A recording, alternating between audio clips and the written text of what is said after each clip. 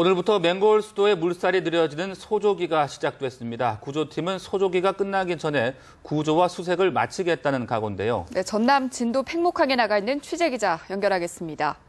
이경희 기자, 수색 작업 어떻게 진행되고 있습니까? 네, 아쉽게도 오후 정조 시간에 맞춰 이뤄진 작업에서는 성과가 없었습니다. 보시는 것처럼 팽목항의 날씨는 아주 맑고 유속도 빠르지는 않은 편인데요. 바람이 조금 불고 있지만 수색 작업에 지장을 줄 정도는 아닙니다. 구조대는 오후 6시를 전후해 있을 또 한 번의 정조 시간을 기다리고 있습니다. 오늘부터 오는 토요일까지가 물살이 느려지는 소조기여서 유속이 초속 0.5m 아래로 느려질 것으로 예상이 되고 있는데요. 합동구조팀은 이 시기를 사실상 마지막 작업 시간이라고 보고 집중 수색을 벌이고 있습니다. 오늘은 4층 중앙 격실에서 희생자 1명을 추가로 발견했습니다.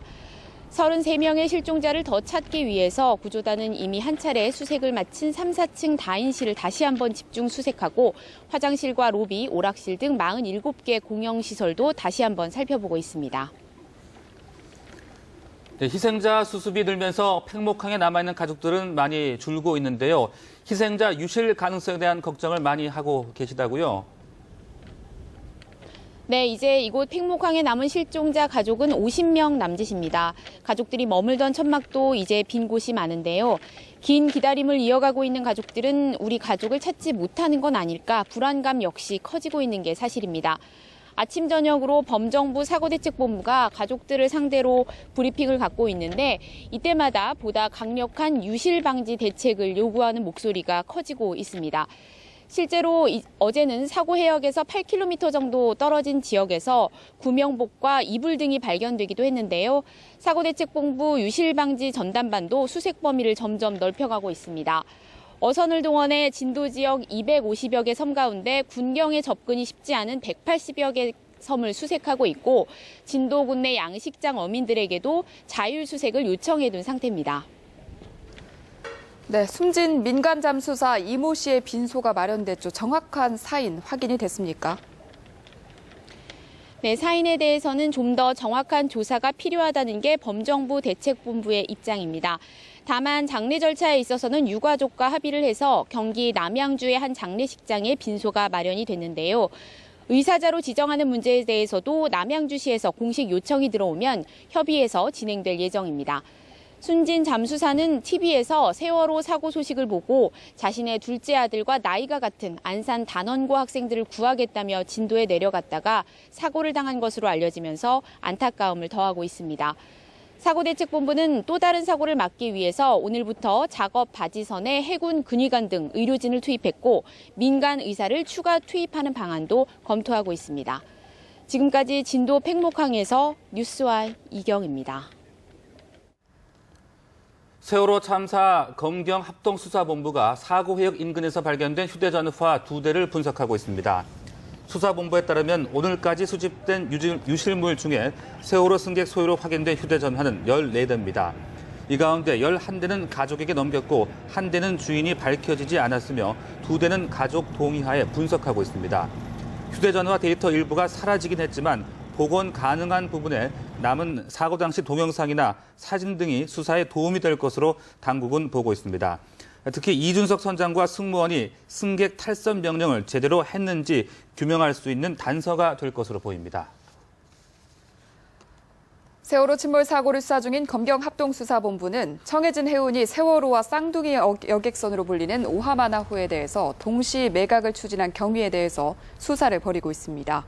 수사본부는 청해진 해운이 지난 3월 선박거래 사이트에 세월호와 오하마나호를 매각 의뢰한 사실을 확인하고 관계자를 상대로 경위를 조사하고 있다고 밝혔습니다.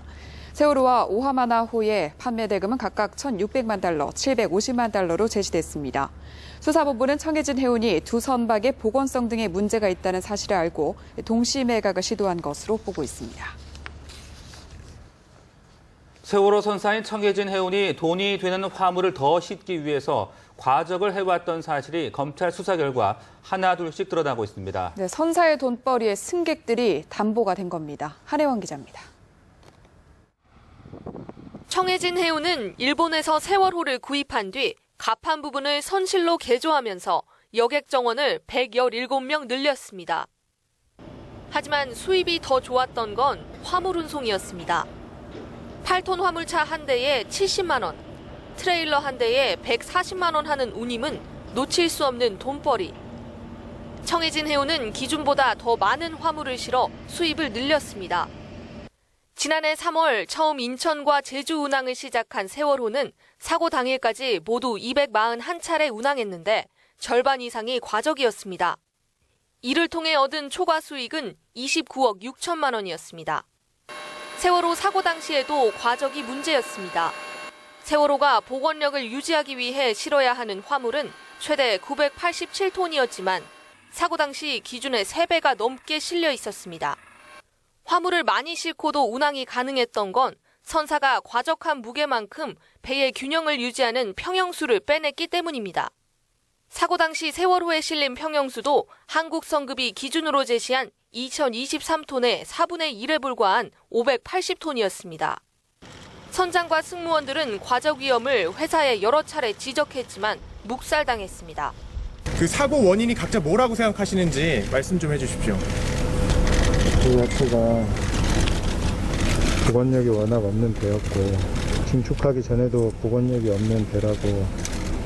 청해진 해운은 사고 후 과적이 문제가 될 수 있다고 보고 보고서의 화물량을 적게 조작했습니다. 과적이 침몰에 영향을 끼쳤다는 사실을 인정하세요? 네.